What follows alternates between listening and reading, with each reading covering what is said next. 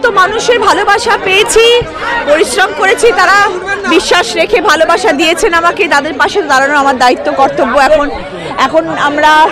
এখন অনেক দায়িত্ব এসে গেছে, এখন অনেক ভালো ভালো কাজ করতে হবে, মানুষের পাশে থাকতে হবে, মানুষকে, এই যে মানুষরা আমার পাশে এতদিন ছিল 2 মাস ধরে, তারা যে আরও আগামী 5 বছর যে তারা আমার সঙ্গে থাকবে, এটাই আমার কাছে সব থেকে আনন্দের, এবং আমি তাদের পাশে থাকবো, এটা আরও বেশি আনন্দের। দিদি একটা মানে আছে, বদনাম আছে লকেট চট্টোপাধ্যায়, শিল্পী, আর তার কথা বলে লাভ নেই।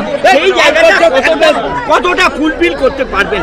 দেখো, আমি কাজ করতে এসেছি, আমি কাজ করব, এবং দিদি আমাকে প্রার্থী করে পাঠিয়েছেন এই বিশ্বাস রেখে যে রচনার ওপর ভরসা করে যাওয়া যায়, এগোনো যায়, এবং সেই ভরসা আমি কিছুটা হলেও করতে পেরেছি। আমি হুগলি জেলা দিদিকে উপহার দিতে পেরেছি, এবং আগামী দিনেও আমি যা কাজ করব দিদি অভিষেকের সাথে কথা বলে আলোচনা করে ভালো কাজ করার ইচ্ছে আছে, দেখা যাক।